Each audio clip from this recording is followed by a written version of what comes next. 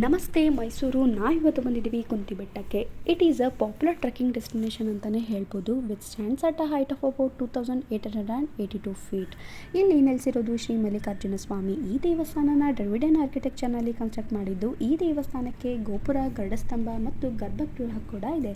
ಅಷ್ಟಲ್ಲದೆ ಇಲ್ಲಿ ಸುಂದರವಾದ ಗಣೇಶ ಚಿತ್ರನ ಕಲ್ಲಿನ ಮೇಲೆ ಕೂಡ ಬಿಡಿಸಿದ್ದಾರೆ.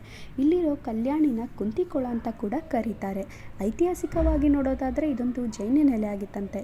ಇಲ್ಲಿ ಬುದ್ಧಿಸೇನ ಕಂಠಿ ಎಂಬ ಜೈನ ಸನ್ಯಾಸಿನಿ ಸಲ್ಲೇಖನ ವ್ರತ ಮಾಡಿ ಪ್ರಾಣತ್ಯಾಗ ಮಾಡಿದ ಶಾಸನ ಹಿರೇಮರಳಿಯಲ್ಲಿ ಇದೆ ಅಂತ ಹೇಳ್ತಾರೆ.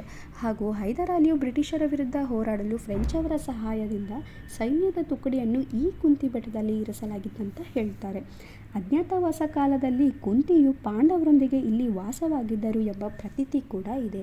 ಅಲ್ಲಿ ಈ ಬೆಟ್ಟದ ಮೇಲೆ ಕಂಡುಬರುವ ಬೃಹತ್ತಾದ ಪಾದಗಳನ್ನು ಭೀಮನ್ ಪಾದ ಅಂತ ಕೂಡ ನಂಬಲಾಗುತ್ತೆ. ಹಾಗೆ ಇಲ್ಲಿ ಕೆಲವು ಕಲ್ಲುಗಳು ಪಾತ್ರೆಯ ಆಕಾರಗಳಲ್ಲಿದ್ದು ಅವನ್ನ ಪಾಂಡವರು ಅಡುಗೆ ಮಾಡಲು ಬಳಸ್ತಿದ್ರು ಅಂತ ಕೂಡ ಹೇಳ್ಬೋದು.